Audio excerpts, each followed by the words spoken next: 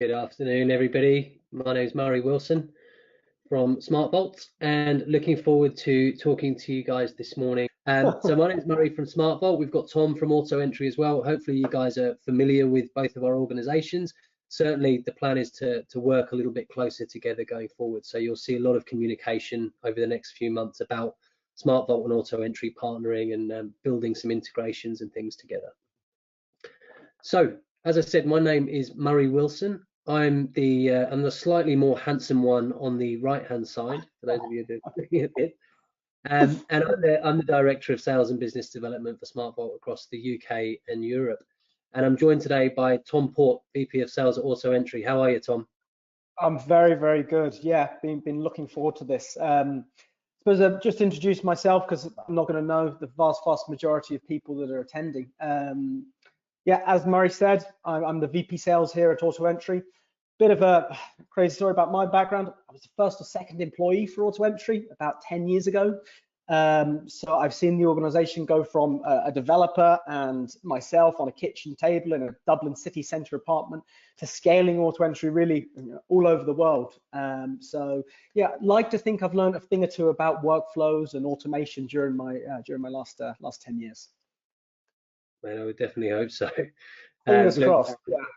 I've certainly enjoyed putting this together with you, Tom, and I think you're going to have some interesting things to tell these people. So hold on to your seats, ladies and gentlemen. For you guys as the accountants, of course, the way that you're acting, you're operating is changing. But I think the other byproduct of COVID is that the way that our clients are behaving has really changed. They've had to change their processes. And that's having a knock-on effect. So as I said on the previous slide, in the current climate, clients are less likely to meet face to face. They're less likely to, drive to your car park and hand you a cardboard box full of receipts or whatever it might be. They're also reluctant to go to the post office to post items. So we've got to find ways of collecting information from our customers. We certainly don't want that stuff emailed because of the sensitive nature within it. So we need to start implementing systems that enable our clients to work with us, factoring in some of the changes they've had to make.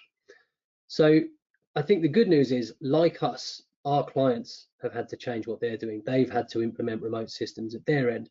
So actually, they will be a little bit more used to some of these processes, a little bit more accepting of some of these processes than they might have been a year ago, 6 months ago.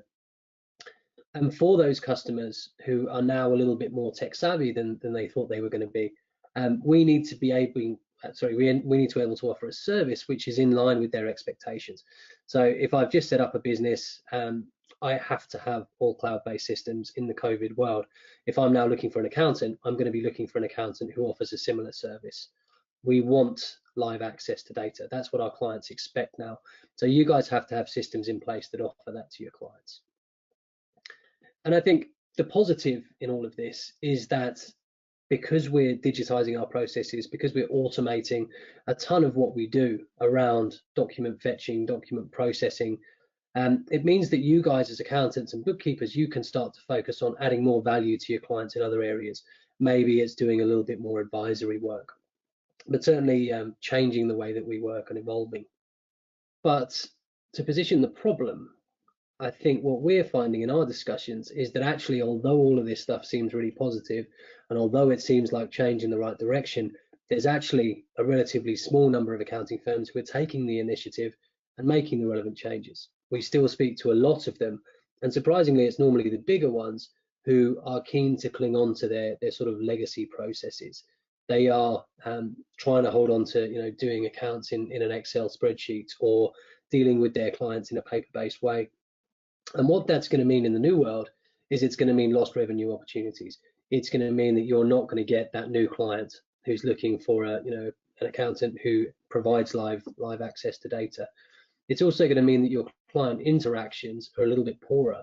If you've got a client who's using online banking, who's logging into their insurance policies via an app, they're going to look at your processes and they're going to realize that you're the weak link.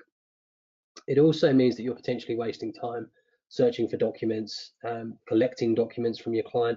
Any of these processes that can be automated, there's no reason to have staff spending hours a day doing this stuff, particularly data entry. And I think the other big thing there is just the risk of human error. If you're not automating these processes, then potentially somebody in your office can do something wrong. and mistakes can be costly.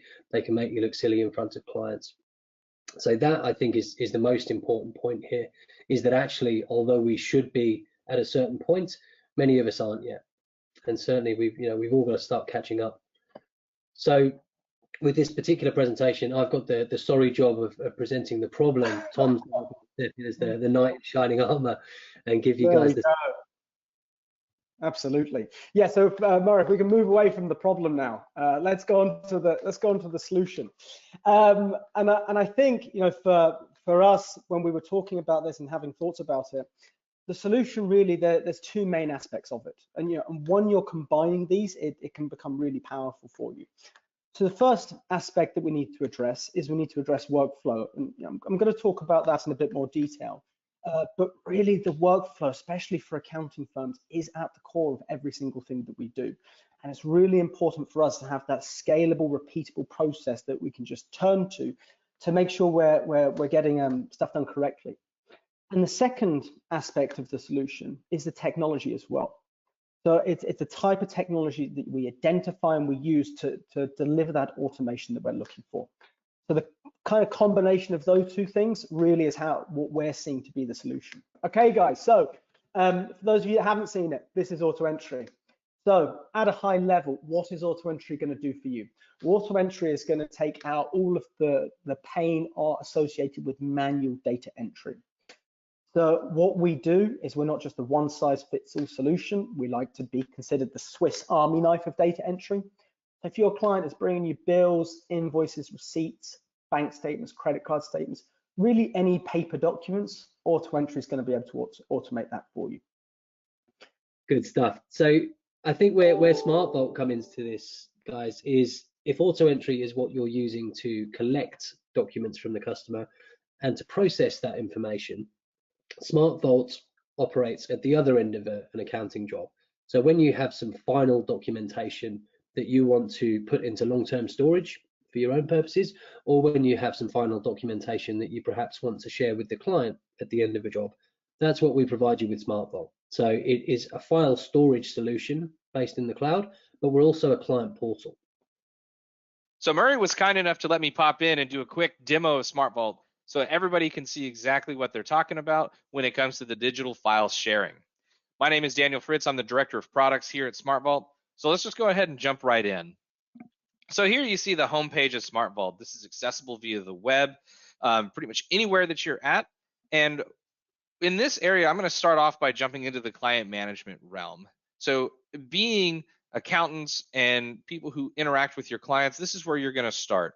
Jumping into this area, I can search for any of the clients that I have. I can also add new clients. And finding an individual client that I have here, there's a lot of information that I see here. So I can see their name. I can see access to their individual vault, which we will go into in just a second, their status, their email and contact information here. So as I dive into their informational area, I have client IDs, what type of client we have, customization when it comes to the various types. So you can be corporate, S Corp, probate, however you want to do. And we also have persons as well. So not just companies and entities, we also have people as well. Along this bottom area is a lot of information regarding what engagements you are actively doing with them, any type of tax return information, and also you have the capability of assigning and managing employees to have access to certain clients while not giving them visibility to others. So let's go into their vault. So anytime you create a client, you're going to see that this folder structure is generated automatically. So this is part of the secret sauce here at SmartVault, is being able to have the same level of organization on every single client. I'm going to jump into this, and you'll notice on the right, you'll see the two people icon here. You can see that there is a slight difference between this one and emails. As I select this one, you'll see it does not have that indicator. That's going to show you a file that this user can actually see versus a folder that is completely internal to your firm. So if I go into, say, a correspondence or a tax returns folder, I can upload files. I can drag and drop, choose any type of files that I'm looking for. It's a very simple interface. Just drag and drop, grab one. Let me go into my testing files here and go into my tax docs. Let me just grab a 1099 template. Very easy, quick, simple to be able to dive into. Now, this is great, providing someone a location to upload. You can invite them. Like I mentioned, they can only see those certain files. But most importantly, when we look at this, is you as a firm and you as a user, you need to gather these documents. And that's where Request Docs is going to come into play. You can see the accounts that I use on a day in, day out basis. And what you see is the various customers that I have submitted Request Docs to. And so what I'm going to jump into is I'm going to request some documents from that ABC Smith client that I just was working with. I can see their contacts. So if you have some customers that are very similar, you can make sure that it's the right one. If I wanted to add it to another person or another entity, I also have the capability of doing that. It works just like Outlook, choosing the various clients. Now, let me jump in here, there we go. I'm going to choose the template that I'm interested in. So I have just a generalized accounting template. I can select which type of engagement, general, annual. I could use tax. You can connect these in on the back end of templates, which we'll get to in just a second, and you simply select the year. There's going to be some provided information and instructions, and you're going to see what the file name that you're going to be requesting and whether or not it's required.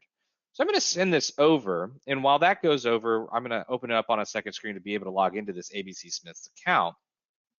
You can now see that this has been requested. So thanks again for having me, guys. I'll hand it back over to you, Murray.